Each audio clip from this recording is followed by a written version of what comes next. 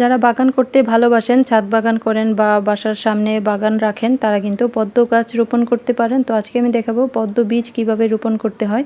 এই দেখুন, এই বীজের একটা মাথা বের হয়ে থাকে আর একটা মাথা ভেতর দিকে থাকে। তো যেই মাথাটা একটু বের হয়ে থাকে, একটু উঁচু টাইপ দেখবেন হাতে নিলে, আর একটা মাথা দেখবেন যে ভেতর দিকে সমান আছে। তো সমান জায়গাটাকে একটু ঘষে দিতে হবে। তো আমি এরকম ধারালো পাকার মধ্যে ঘষে নিচ্ছি। সিরিঞ্জ কাগজ দিয়েও ঘষতে পারেন বা সিমেন্টের মধ্যেও ঘষে নিতে পারেন। উপরের চামড়াটা ঘষে বের করে দিতে হবে। ভেতরের অংশটা যখন বের হয়ে যাবে তখন এটা পানির মধ্যে ভিজিয়ে রাখতে হবে।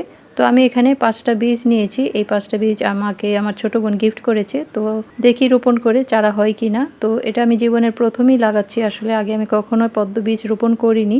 তো পানিতে ভিজিয়ে রাখবো এটা কয়েকদিন, 3-4 দিন পরেই শিকড় বের হবে। আশা করছি বের হবে। তো আমি ভিজিয়ে রাখলাম। ভিজিয়ে রাখার পর এই দেখুন 10 দিন পরে এরকম গাছ বের হয়ে গেছে, পাতা বের হয়ে গেছে। তো 2-3 দিন পর পর পানিটা চেঞ্জ করে দিতে হবে। তো আমি লাস্টের দিকে পানিটা চেঞ্জ করা হয়নি, যেহেতু একটু ব্যস্ত ছিলাম। তারপরও গাছগুলো খুব সুন্দরভাবে পাতা বের হয়েছে, অনেকগুলো শিকড়ও বের হয়েছে। তো আমি একটা আইসক্রিমের বক্স নিয়েছি আর বক্সটাকে এভাবে ছিদ্র করে নিতে হবে। আর মাটির সাথে কিছু কম্পোস্ট সার মিশিয়ে নিয়ে এখানে এবার বক্সটাতে মাটি দিয়ে ভরাট করে 4টা বীজে গাছ হয়েছে। আরেকটা বীজ মনে হয় ভালো করে ঘষা হয়নি, সেজন্য ওই বীজটাতে গাছ বের হয়নি। তো আমি একটু ঘেপে ঘেপে 4টাকে লাগিয়ে দেব, আর যেটাতে গাছ হয়নি সেটা আমি আর রোপণ করিনি।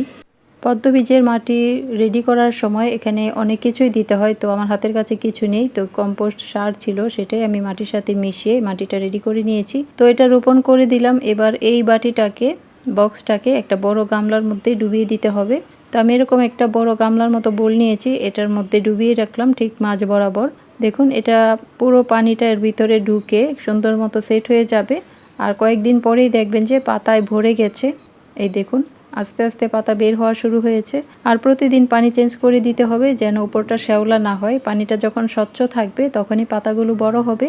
আর প্রতিদিনই একটা একটা পাতা বের হতে থাকে, পাতায় পুরোটা একেবারে ভরে যাবে। এত পাতা হয়, দেখতে খুবই ভালো লাগে। তো এত পাতা যেহেতু হচ্ছে, নিশ্চয়ই কোনো একদিন ফুলও দেখতে পাবো আশা করি। তো আপনারাও কিন্তু এরকম করে পদ্ম বীজ ছাদের উপরে রাখতে পারেন। পদ্ম ফুলে অনেক সুন্দর ঘ্রাণ থাকে।